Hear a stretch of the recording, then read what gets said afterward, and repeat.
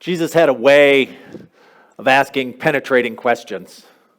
Questions that got to the heart of the matter, and questions that the people in those stories heard, but sometimes questions that we're also invited to hear. Questions that were being asked. And so we're going to be today in the Gospel of John, chapter 5. And so we're setting up what's gone before. Bobby Joe mentioned the story of the woman at the well from Samaria. But there's been a whole series of events where Jesus has had encounters with people. He's encountered people at a wedding. And at this wedding, he changed water into a wine and demonstrated how God's grace flows in abundance and his ability to transform. Then he met a man named Nicodemus, a Pharisee, who came to him in the middle of the night. And Jesus talked about how he was the one who could bring new life. How Jesus brought new life and the call to put our faith in him. And then this woman at the well where Jesus tells her about what living water is. And how Jesus is the source of this living water. And so now we have this story, and that sets the scene for this story we find in chapter 5 of John, where it says sometime later Jesus went up to Jerusalem for one of the Jewish festivals. And now there is in Jerusalem near the sheep gate a pool, which in Aramaic is called Bethesda, which is surrounded by 5 covered colonnades. And so we know what? Jesus is going to Jerusalem, and there's a festival. We're not sure which one of the festivals it is. And John doesn't seem particularly concerned as that's not important at the time, but he's going. So one of the things we know is there's going to be a lot of people there. So these Jewish religious festivals, whether it was Passover or Tabernacles, large crowds of people would come from all over to Jerusalem.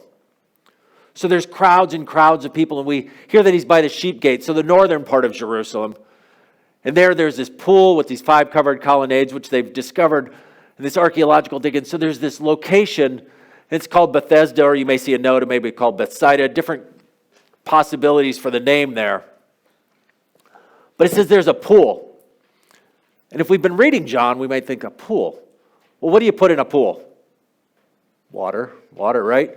Well, water, so far we've heard in the story, Jesus has turned water into wine.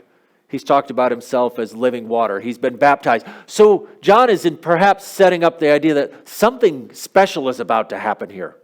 Because there's something involving water. Something involving life and abundance. And it says there's this great number of disabled people, the blind, the lame, and the paralyzed. And they don't get a lot of mention in the Gospel of John. If you read the other 3 Gospels, Matthew, Mark, and Luke, these other stories of Jesus, we hear lots about the crowds and about healings and exorcisms. John doesn't have that so much. But imagine this picture. This large open area and this pool and all these colonnades. And all around are people who are blind or lame or paralyzed. I don't know, for me, it's just this picture of sadness. When we were in Chicago this last week, I remember walking down the streets. We took a day and went into the city and walked down Michigan Avenue, which is, there are lots of big department stores, but you still would see here and there homeless folks and people laying by the street and huddled up in their blankets or down in the subway. And now I imagine that multiplied by hundreds. And just this crowd of things. And what's interesting is the way that it talks about Jesus seeing him. Because I know for me, oftentimes in those settings, my inclination, my first response is often to turn my eyes away. But Jesus sees, and I get this sense of sadness, this sense of overwhelming, of imagining walking in, coming in for this festival, and you walk into, imagine something 2 or 3 times the size of our gym. And just everywhere you look are people who are blind or lame or paralyzed, which means they're suffering, which means they are cast off by their families, which means they've been left there. They're left there to kind of fend for themselves. And now imagine someone who can't walk. Well, how do they get around? There were no wheelchairs. So they would literally drag themselves along the ground. Their hands getting roughed up by the rocks. And imagine just the difficulty of the everyday things that we do. And not being able to do those. Not even be able to take good care of your personal hygiene. And so here's this huge place filled with all these things. So we're going to take a little detour. So set that scene in your mind. And then if you have your Bible and you're following along, you may feel like something happened because your verse 3, there's this great number of people. And then verse 5, one who was there had been invalid. You think, well, what happened to verse 4? Did they make a mistake in my Bible? Oftentimes in our Bible, there's a little note at the bottom there, and it says some manuscripts contained. And I just want to talk a little bit about that because sometimes we see that in our Bibles and it'll say, well, some manuscripts or older manuscripts. When we read our Bible, it's coming from literally thousands of manuscripts. We have copies of, and when I say manuscripts, partial or full copies of different books of the Bible or entire books of the Bible. So some of it may be just a few verses, and there's thousands of these. One of the New Testament is better attested than any other ancient literature we have. But what scholars do is they take these manuscripts and they look at them and they find that there's a very, very small percentage. What's amazing is with all these thousands of manuscripts, there's very, very small differences between them. And this is hand-copied manuscripts. They didn't have photocopy machines, but instead, scribes sat. I don't know if you've ever sat, maybe your teacher made you write something 100 times or 1,000 times on the blackboard, or you had a page and you just had to copy. This was what some of my teachers would make us do, is if we did something wrong, we didn't just write a single sentence. They would give us a page or two out of a book, and we just had to copy the page out of the book. And it's real easy to make a mistake when you're writing along and you're following. Now you're reading from somebody else's handwriting and you're copying that all day long. That's your job. And so once in a while they make a little mistake or a little error. And here what we find is sometimes there's some manuscripts are much closer to the time of Jesus, some are a little later. And some of them insert this verse 4, that talks about, and it says this, and they waited for the moving of the waters. From time to time an angel of the Lord would come down and stir up the waters. And the first one into the pool after each such disturbance would be cured of whatever disease they had. And so at some point this legend had developed, and some of the manuscripts had it and some didn't. It doesn't mean we shouldn't trust our Bible. When we see these little notes and say there's something a little bit different, the Bible is completely trustworthy. It's just there's these little variations, and none of them have any significance on matters of faith. They're just little details. Maybe it's a name, and like I said, Bethesda has a couple different names. That doesn't make a difference whether it's Bethesda or Bethsaida or Bethzatha. So whatever those. So end of that rabbit trail. Back to the story here. Okay. So it says one who was there had been an invalid for 38 years. Now we're not told what the ailment is, but 38 years. We get this sense that whatever has been wrong with him, it's been with him a long, long time. Now, some of you know what that's like, either for yourself or a family member to have an ongoing ailment. And he had been here, going back to this pool, back to this huge crowd of people. 38 years he'd been there. And then, like I said, and that says, when Jesus saw him lying there. And this is the thing that gets me. Jesus sees him. For whatever reason, whatever's going on in Jesus, that, again, like I said, the tendency would maybe to be, Jesus is there for the festival. There's no reason to go necessarily to this pool. There's no reason to go into this room full of people who were, this giant open area, it's not even a room, giant open colonnade, were people who were cast out by society. But Jesus enters and he notices one man, he sees him. And then he asks him that question, do you want to get well? Which seems kind of like a rude question, doesn't it? Maybe a little bit jarring to say, but what Jesus is doing, as he often does, he asks a question that gets to the heart of things.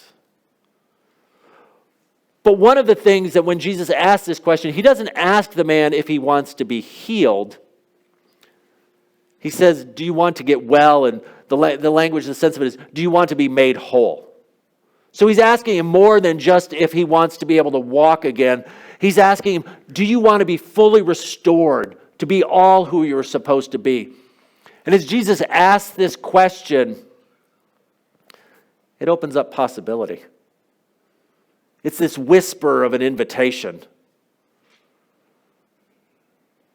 to someone who's been outcast, who's been suffering, to say, do you want to be made whole? do you want to be well? And the man seems to misunderstand the question, which seems to be a running pattern with Jesus. Jesus asks a question, Jesus says something, people don't understand. And he says, "Sir, I have no one to help me into the pool. When the water is stirred, while I'm trying to get in, somebody else gets out ahead of me." And you almost have this picture of the water stirs up and all of a sudden there's this bubbling in the water. And there's these crowds of people and they're crawling over each other and they're fighting with one another to try and get into the pool. And the man hears Jesus ask the question, "Do you want to get well?"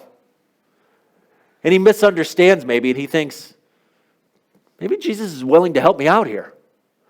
Maybe this guy standing here, at this point he doesn't even know his name. Maybe this guy who's asking me if I want to get well, he's going to help me.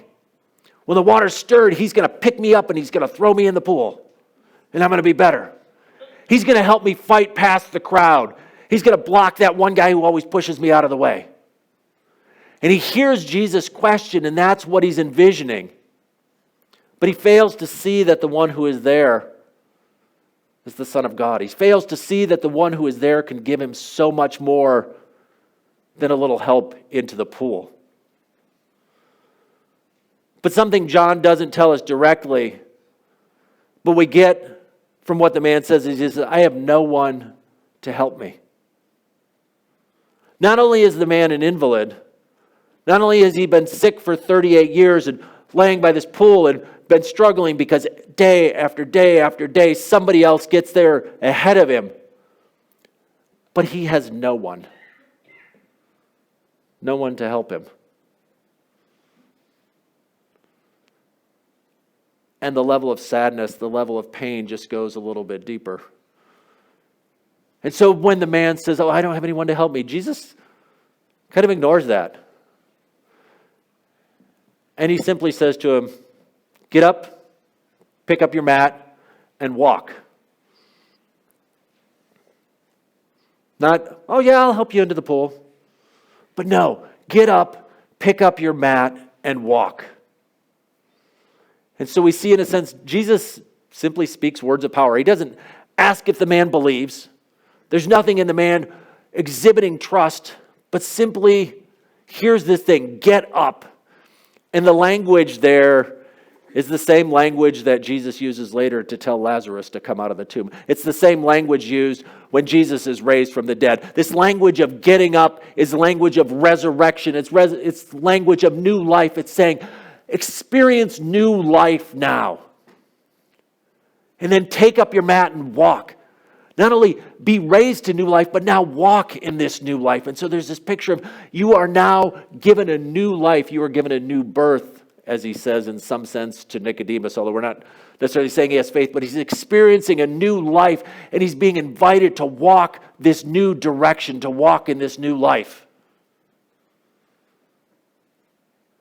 Because what the man is experiencing is he was looking for help to get into the pool. He was looking for life in the pool. His hope was placed in the pool, and what he failed to realize is the hope that he needed was standing there in front of him. And Jesus gives that to him. And so the man hears it. Get up, pick up your mat and walk. And that's what the man does. He picks up his mat and he walks. And then we're told this little detail. Well, the day on which this took place was a Sabbath. We haven't heard about that up until this point, but all of a sudden we're like, oh, there's some reason we're being told about the Sabbath and something is about to go on. And so we hear now the Jewish leaders said to the man who had been healed, "It's the Sabbath. The law forbids you to carry your mat." Because apparently part of the Sabbath regulations was you weren't allowed to carry items from one district into another. That was considered work. God had given this gift of the Sabbath to rest. And so the Pharisees and the Jewish leaders had constructed these rules to help people know, well, what's work and what's not. They said sometimes we paint the Pharisees as totally bad guys, but we might have that same question. We read the commandment says, "You shall do no work on the Sabbath." Well, what's work and what's not work? And so they had said, well, you don't carry your mat. And so there's this conflict that goes on. And the Sabbath conflict is important, but I really want to stay focused kind of on what's going on with the man here, because I think that's the key for the story that I want to look at today. I mean, I think Jesus knew it was the Sabbath. He could have waited till the next day to heal the guy. He certainly knew that when he told the man to walk, that he was going to be violating the Sabbath. And there's this whole thing on. And so but these leaders, as they confront him, they say, you're not supposed to be doing this. And we hear the man, and he says, well, the man who made me well said, pick up your mat and walk. And I think when I first read this, I thought, man, this guy's just throwing Jesus under the bus, isn't he? Here he is, he's getting caught. The religious leaders have said, oh, you're carrying your mat on the Sabbath. You're not supposed to do this. And he's like, well, I didn't, the guy told me to. How many of us have ever used that excuse? Well, I was told. But I don't think he's necessarily shifting blame here. I mean, part of it may be he's just not the brightest guy in the world. Maybe he's not real street smart. And so when these Jewish leaders say, well, you're carrying your mat on the Sabbath, he's like, well, I don't know, the guy told me to. The other is, I think in part, and we'll come back to this, here he is, he has been laying there for how long? 38 years. And someone who he doesn't know comes to him and says, get up, pick up your mat and walk. And you now, all of a sudden, with these legs that have been able to move, now are up and you're walking around on these legs, experiencing something you may have forgot what it's even to feel like. And you're carrying your mat. And you're thinking, if the guy told me to get up, I'm going to carry my mat too. I mean, he's like, this is the guy who made me whole. This is the guy who made me well. He told me to do it. I'm going to listen to him. And the religious leaders, they don't want to hear it. It's like, well, so who is this fellow who told you to pick up your mat and walk? Notice how they ask the question, though. They're not really concerned about the fact that he can walk. Right. That somebody healed him. They just want to know about these rules.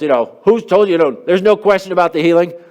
The guy's like, I don't know who he is. The man who was healed had no idea who it was, for Jesus had slipped away into the crowd. So now we're left with this story. So we have Jesus entering this pool. He makes this man whole. The man takes his mat and walks. He gets confronted by the religious leaders. And they say, well, who told you you could break the Sabbath like that? It's like, I know, this guy told me to pick up my mat and walk. I did. Well, who was he? Who told you to pick up your mat and walk? I don't know. It says Jesus had slipped away. So now we've got this crowd in Jerusalem. And interestingly, it says later, Jesus found him at the temple. Which is just incredible. Thousands and thousands and thousands of people in Jerusalem. And here Jesus finds this one guy. The same person. And if you thought the question about do you want to get well was awkward, then Jesus says, well, I see you are well again. Now stop sinning or something worse may happen to you. And you think, wow. Not like, hey, you're looking good. Good job. No, stop sinning. I mean, the man's here at the temple. He's celebrating. And this is just a really strange thing to say to him. And I struggle with this one. Maybe you did too. Like, how is he sinning? What did he do wrong? And I'm not entirely sure. And in part, that's not part of the story. But there's a good suggestion, I think, that when he says it, he says, stop sinning or something worse may happen to you. Something worse than being paralyzed and lame for 38 years. And so the implication is perhaps that the man had done something in his life that led to this state of paralysis. And you're thinking, uh-oh. Because the Bible at times does suggest this idea, book of James and in 1 Corinthians, that sometimes sin leads to illness, but not always. Because Jesus makes this clear later in John chapter 9, verse 3, where there's this blind man. We'll hear that story in a few weeks. Neither this man nor his parents sinned, but this happened so that the works of God might be displayed in him. And what Jesus is getting at is, we don't always know. And I think this is important to us, to know that like sometimes sin leads to illness, sometimes illness is a result of sin, sometimes it's not. So this is not licensed to go out and see somebody in the hospital and say, I wonder what they did. Or to see somebody doing something wrong, he's like, God's going to get you for that one. That's not the way we're to read it. But it's somehow Jesus knew that the man had done something. And he's telling him, you can't go back to that old life. I have made you whole. I've restored you. In a sense, you have been forgiven. And that's kind of the language that Jesus uses because, interestingly, John doesn't talk a whole lot about sin and forgiveness. He introduces Jesus as the Lamb of God who takes away the sin of the world. But there's not so much talk in John as in the other Gospels about sin and forgiveness. But there is this idea of being made whole. And being made whole is to be forgiven, to lead a new life. And so he's inviting him to go into this new life. But then we're not sure about this guy again. Because we think, oh, he's doing good here. Because the next thing he does is, Jesus comes to him and says, stop sinning. And then he goes and tells the Jewish leaders that it was Jesus who made him well. You think, here he goes again. Here he is again. Because before, what happened? The religious leader said, well, who is he? I don't know his name. And now somehow he's figured out his name. And so he's like, now I'm going to go tell those religious leaders. But again, I don't think he's ratting Jesus out. Because what had the religious leaders asked the man about? Who told you to pick up your mat and carry it right? What does he say to the religious leaders? He goes and tells them that what? Jesus told me to pick up. He says, no, Jesus made me well. Jesus is the one who made me whole.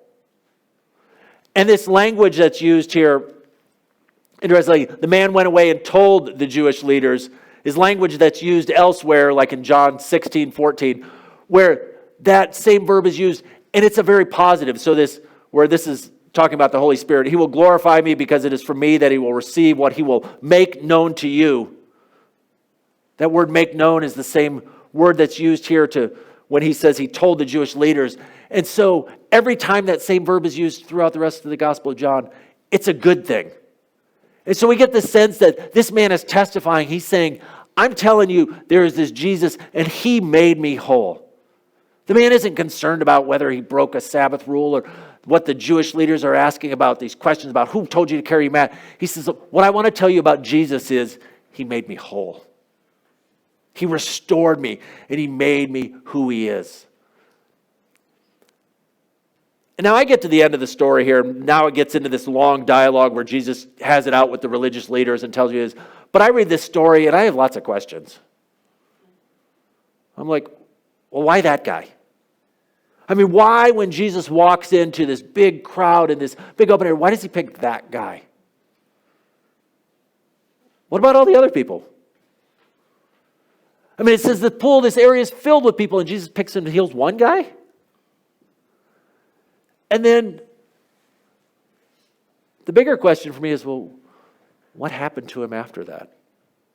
I always wonder about that. These people, they encounter Jesus. They have this life-transforming thing. A man who has been paralyzed for 38 years gets told to get up and walk, and he's now able to walk and join the rest of society, maybe see his family again, see friends again, do things he hasn't thought possible.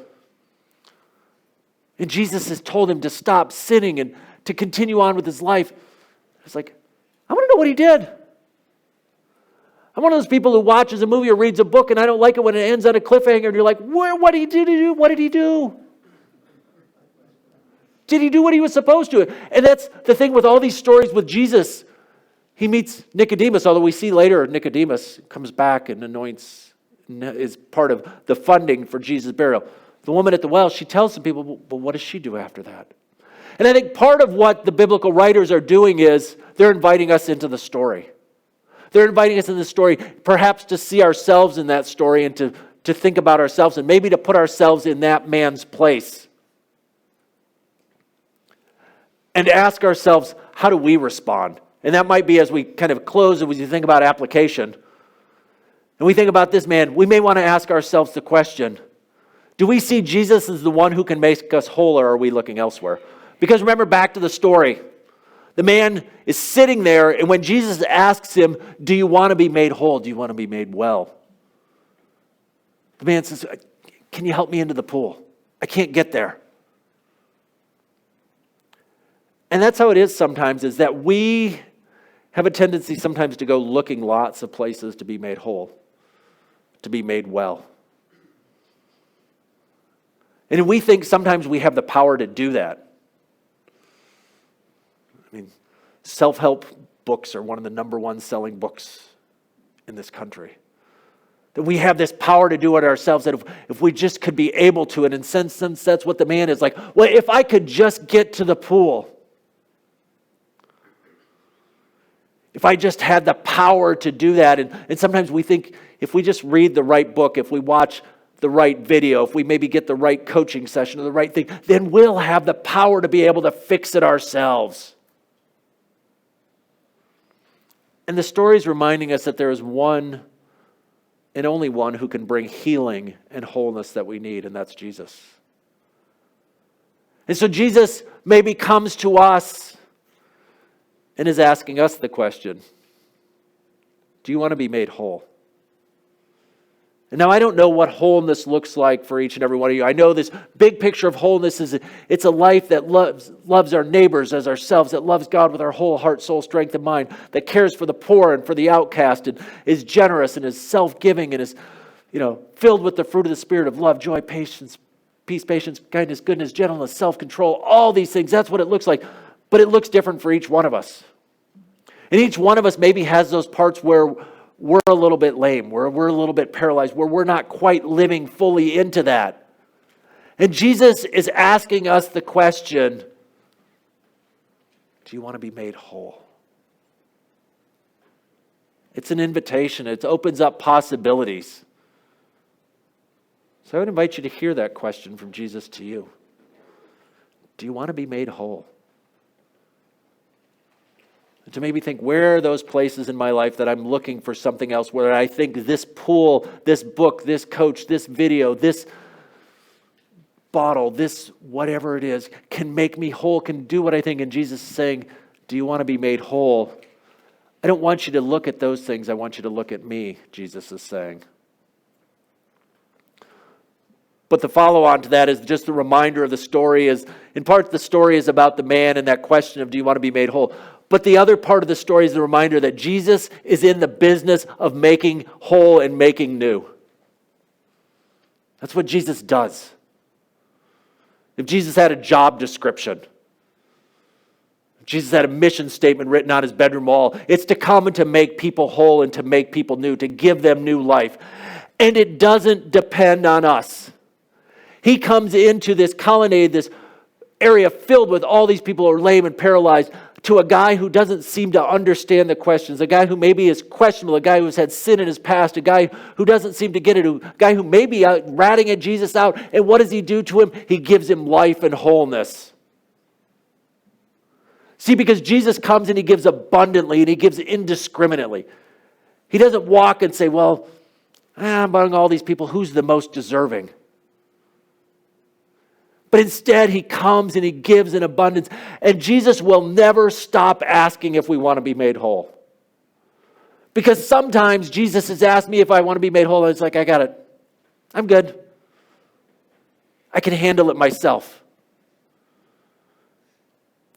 And for many of us, and maybe we've had those people in our lives where we see the brokenness, the hurt, and the pain in their lives, and we want to help them, and they say no. After a while, it gets tiring, doesn't it?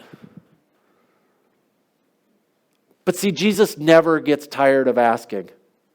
Jesus never gets tired of asking if we want to be made whole, because that's his desire. Jesus came to make us whole and to give us new life and to raise us up, to give us life and life eternal, but life and life to the full here and now. And so as we gather each and every Sunday, that's what we celebrate. That's our good news, that Jesus came to make us whole, and he asks us, do you want to be made whole? And sometimes when we say no, he'll say, okay, I'm going to ask again tomorrow. And then I'll ask again the next day, and I'll ask again the next day. And then sometimes, even though we don't get it, he just simply says, get up and walk. Because that's the heart of Jesus. The heart of Jesus is to make us whole and to give us life. That's why we sing. That's why we join together. That's what makes Jesus so amazing. That Jesus has come to make us whole. to ask us if we want to be made well. And Jesus comes and gives his goodness and his wholeness and makes us new and demonstrates his grace abundantly and indiscriminately. And that's the good news that we hear today. Amen.